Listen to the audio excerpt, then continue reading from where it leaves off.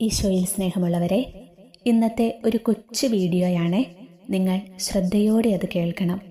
നന്മ നിറഞ്ഞ മറിയമേ എന്ന പ്രാർത്ഥന ചൊല്ലുമ്പോൾ അവിടെ സംഭവിക്കുന്നത് എന്താണെന്ന് നിങ്ങൾക്കറിയോ? എത്രയോ വർഷമായി നമ്മൾ ഈ പ്രാർത്ഥന നിരന്തരം ചൊല്ലുന്നു.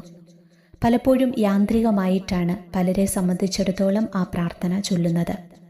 ആ പ്രാർത്ഥന ചൊല്ലുമ്പോൾ എന്താണ് സംഭവിക്കുന്നതെന്ന് അറിഞ്ഞിരുന്നുവെങ്കിൽ എത്രയോ ആത്മാർത്ഥവും ഭക്തി നിർഭരവുമായി നാം അത് ചൊല്ലുമായിരുന്നു. നന്മ നിറഞ്ഞ മറിയമേ എന്ന പ്രാർത്ഥന എങ്ങനെയാണ് ചൊല്ലേണ്ടതെന്നും അത് ചൊല്ലുമ്പോൾ എന്താണ് സംഭവിക്കുന്നതെന്നും യഥാർത്ഥ മരിയ ഭക്തി എന്ന പുസ്തകത്തിൽ രേഖപ്പെടുത്തിയിരിക്കുന്നത് ഇപ്രകാരമാണ്.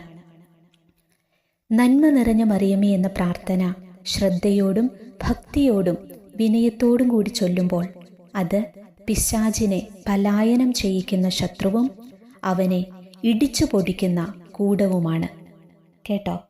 നന്മ നിറഞ്ഞ മറിയമേ എന്ന പ്രാർത്ഥന നമ്മൾ ശ്രദ്ധയോടും ഭക്തിയോടും വിനയത്തോടും കൂടി അർത്ഥം മനസ്സിലാക്കി ചൊല്ലുമ്പോൾ അത് പിശാചിനെ ഓടിക്കുന്ന പറയുന്നത്, പിശാചിനെ ഓടിക്കുന്ന പലായനം ചെയ്യിക്കുന്ന ശത്രുവും അവനെ ഇടിച്ചു പൊടിക്കുന്ന കൂടവുമാണ്. ഈ വാക്കുകൾ നമുക്ക് ഹൃദയത്തിൽ ഏറ്റെടുക്കാം.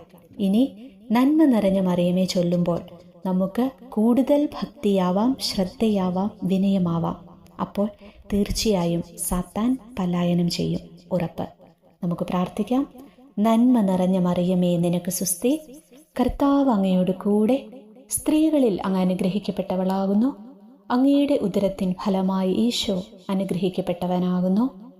പരിശുദ്ധ മറിയമേ, തമ്പുരാന്റെ അമ്മേ, പാപികളായ ഞങ്ങൾക്ക് വേണ്ടി ഇപ്പോഴും ഞങ്ങളുടെ മരണസമയത്തും തമ്പുരാനോട് അപേക്ഷിച്ചു കൊള്ളണമേ.